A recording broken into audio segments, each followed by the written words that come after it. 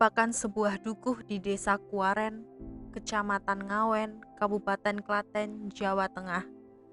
Memiliki letak serta kondisi yang strategis untuk menjadi sebuah desa dengan lingkup komunitas yang dinamis, terbuka, dan beradab. Terletak di garis tepian pusat kota Klaten dan juga berada di jalan provinsi yang semakin meneguhkan laju perubahan dan keterbukaan.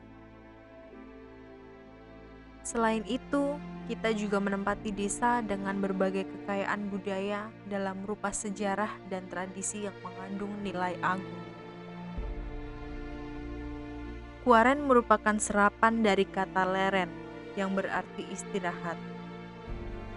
Konon di desa inilah dulu digunakan oleh sosok Jogoro Mekso yang merupakan murid Sunan Ki Ageng Gribik, tokoh penting penyebaran Islam di wilayah Klaten sebelum berdirinya Kerajaan Demak.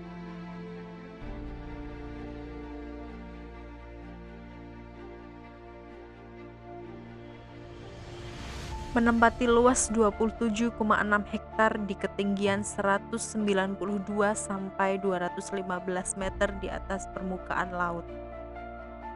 Dengan luas wilayah penduduk 42,3% dan selebihnya merupakan areal pertanian. Memiliki 2 RW dan 6 RT. Berpenduduk 916 jiwa dengan persentase jumlah perempuan sebanyak 49,5% dan laki-laki 50,5%. Sebagian besar mata pencaharian masyarakat berada di sektor perdagangan, pegawai, buruh, supir, dan sedikit sebagai petani.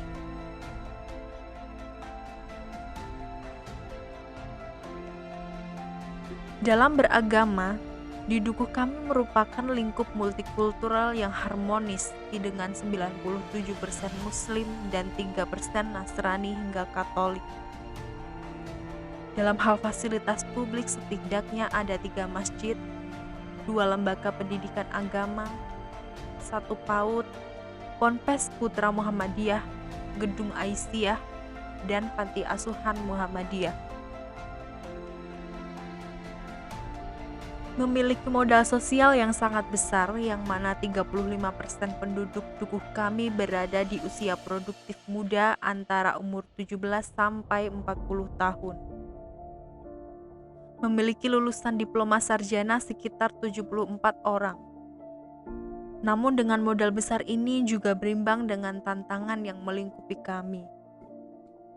Setidaknya dari 194 usia muda di dukuh kami, sekitar 15 pemuda terpaksa putus sekolah sebelum tamat jenjang menengah atas. Hal ini juga memberi efek domino tentang angka kriminalitas serta pengangguran yang lumayan untuk diperbincangkan. Belum lagi maraknya rentenir yang keluar masuk di dukuh kami yang jelas mencekik. Sampah juga menjadi momok yang serius di masyarakat. Sebab tata kelola yang minim atas kesadaran yang belum tumbuh. Dalam konteks remaja sendiri masih sering ditemui pergaulan bebas, perjudian, hingga obat-obatan terlarang. Kami mengimani bahwa segala penyakit harus didiagnosa dengan tepat, termasuk dalam konteks sosial. Proses pendataan harus benar-benar serius sehingga kebijakan yang diambil dapat memberikan impact yang signifikan dan sesuai dengan kebutuhan. Dalam implementasi dan teknisnya, sinergitas merupakan keniscayaan demi sampai tatanan masyarakat yang ideal. Lalu bagaimana dengan saat ini? Ketika pandemi menghantam seluruh tatanan yang ada, pandemi ini menyisakan problem yang agak serius di dukuh kami. Mulai dari keterbatasan akses belajar, geliat ekonomi yang menurun, ketahanan pangan, minimnya pengetahuan menyoal virus ini dan lain sebagainya.